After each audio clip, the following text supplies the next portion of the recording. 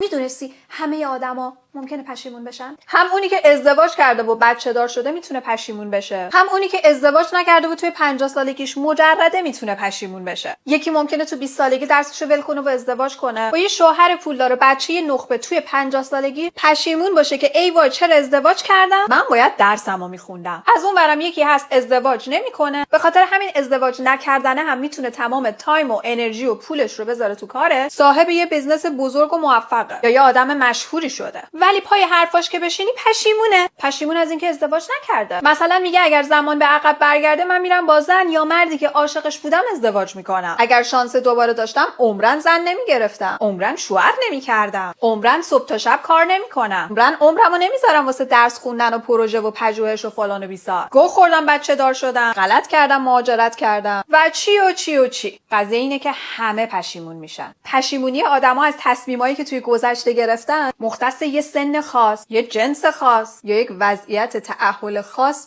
نیست. مرد مجرد میتونه از ازدواج نکردنش پشیمون بشه، زن متأهل هم میتونه از ازدواج کردنش پشیمون بشه. شما نمیتونی برای اینکه حرص خودت خالی شه پشیمونیای مردمو توی کاتگوریای مختلف قرار بدی. اگه بچه نیاری بعداً پشیمون میشی، اگه ازدواج نکنی بعداً پشیمون میشی، اگه ازدواج کنی بعداً پشیمون میشی. چرا؟ چون فلانی و فلانی و فلانی که تو میشناسی منم میشناسم الان پشیمونن. نوچ. اگر میخوای به جامعهت کمک بکنی، به بچت، به دوستات، به شاگردات، به مشتریات، به همکارات، دائما بهشون یادآوری کن تا زمانی که خودت رو نشناختی تصمیمای جدی نگیر. آدما میتونن موفق ترین آدمای روی زمین باشن، ولی اگر قبل از موفقیتشون خودشون رو نشناختن و زندگی که الان دارن چیزی نیست که همیشه دوست داشتن که داشته باشن، از تصمیماشون پشیمون میشن. مهم نیست چقدر از دور به نظر زندگی قشنگی داره و خوشبخته، مهم اینه که زمانی که تصمیم گرفت ازدواج بکنه، ازدواج نکنه، بچه دار بشه، بچه دار نشه، درس بخونه، درس نخونه، بزنس بزنه یا هر کار دیگه‌ای بکنه،